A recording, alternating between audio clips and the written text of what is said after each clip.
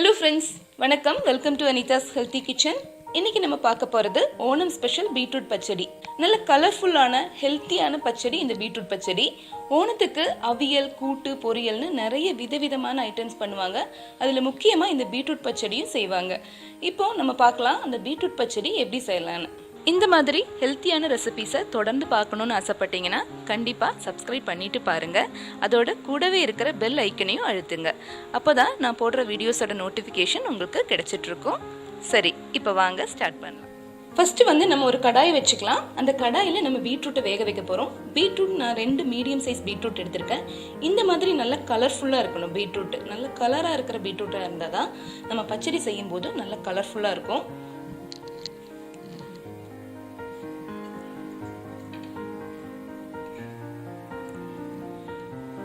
Beetroot சேர்த்ததுக்கு அப்புறமா கொஞ்சமா தண்ணி சேர்த்து இதை வேக வைக்கலாம்.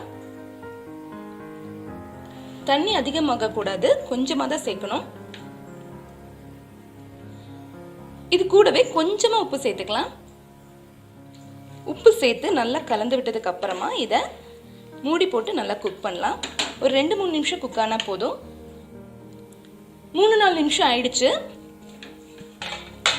பீட்ரூட் நல்லா குக் ஆயிடுச்சு. பீட்ரூட் துருவும் போது நீங்க சின்ன கிரேட்டரால துருவிக்கங்க. அப்போ நம்மளோட பச்சடி இன்னும் நல்லா டேஸ்டா இருக்கும். பீட்ரூட் குக் ஆனதுக்கு அப்புறமா நம்ம அடுத்ததா தேங்காய் விழுத ரெடி பண்ணிக்கலாம். தேங்காய் நான் 1/2 கப்புக்கு கொஞ்சம் அதிகமாவே தேங்காய் எடுத்திருக்கேன்.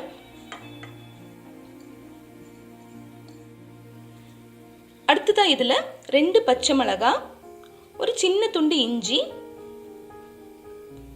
1/2 டீஸ்பூன் கடுகு, 1/4 டீஸ்பூனுக்கு கொஞ்சம் அதிகமா சீரகம்,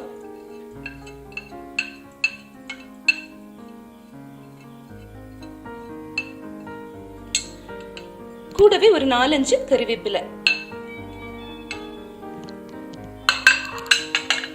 எல்லாம் சேர்த்து நல்லா கெட்டியா அரைச்சிட்டு வந்துடலாம்.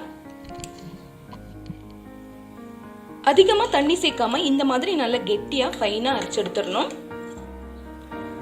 இப்போ இதை எடுத்து வச்சிடலாம். இப்போ ஸ்டவ் ஆன் பண்ணிட்டு மீடியம் ஃப்ளேம்ல வச்சுக்கோங்க. நம்ம ஏற்கனவே குக் பண்ண பீட்ரூட்ல நம்ம அரைச்சு வச்ச தேங்காய் விழுத சேர்த்துக்கலாம்.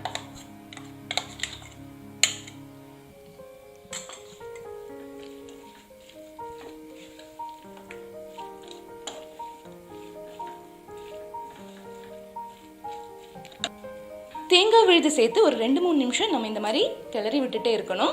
தேங்காவோட பச்சை வாசனையெல்லாம் போனதுக்கு அப்புறமா நம்ம தயிர் சேர்க்கலாம்.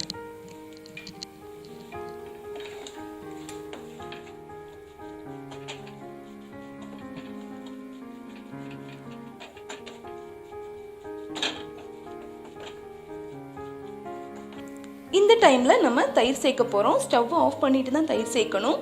தயிர் நான் 1 கப் தயிர், நல்ல ஃப்ரெஷ்ஷான தயிர் எடுத்திருக்கேன். ரொம்ப புளிப்பா இருக்கிற தயிரை சேர்க்கக்கூடாது. தயிரை ஒரு ஸ்பூன் வச்சு நல்லா பீட் பண்ணிட்டு அதுக்கப்புறமா தான் சேர்க்கணும்.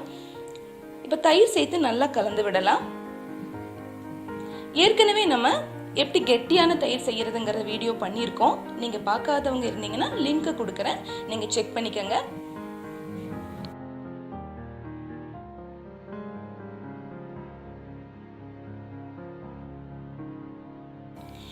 கடைசி இதில் தேவையான அளவு உப்பை சேர்த்துக்கலாம். ஏற்கனவே நம்ம பீட்ரூட் வேக வைக்கும் போது கொஞ்சம் உப்பு சேர்த்துருந்தோம்.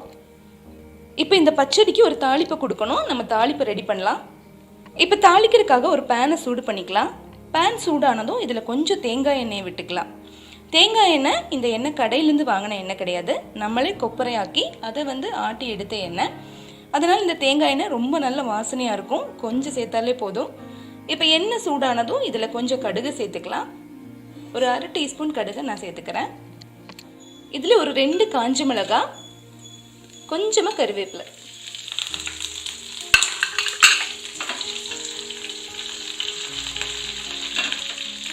ஸ்டவ் ஆஃப் பண்ணிடலாம். இந்த தாளிப்பை நம்ம பீட்ரூட் பச்சடியோட சேர்த்துடலாம். இப்போ நம்மளோட ஹெல்த்தியான டேஸ்டியான பீட்ரூட் பச்சடி ரெடி ஆயிடுச்சு. பார்க்கவே ரொம்ப கலர்ஃபுல்லாக ரொம்ப சூப்பராக வந்திருக்கு. வீட்டில் கண்டிப்பாக ட்ரை பண்ணி பாருங்கள். ட்ரை பண்ணிவிட்டு உங்கள் ஃபீட்பேக் அனுப்புங்க. இந்த ரெசிபி உங்களுக்கு ரொம்ப பிடிச்சிருந்ததுன்னா கண்டிப்பாக வீட்டில் ட்ரை பண்ணி பாருங்கள். அதோட லைக் பண்ணுங்கள், ஷேர் பண்ணுங்கள், சப்ஸ்கிரைப் பண்ணுங்கள்.